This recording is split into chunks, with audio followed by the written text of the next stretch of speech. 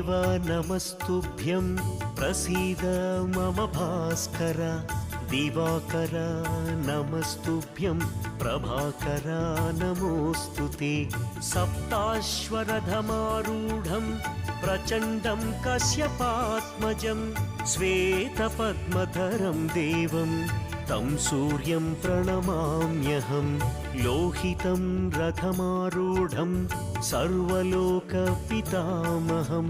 महापापहरं देवं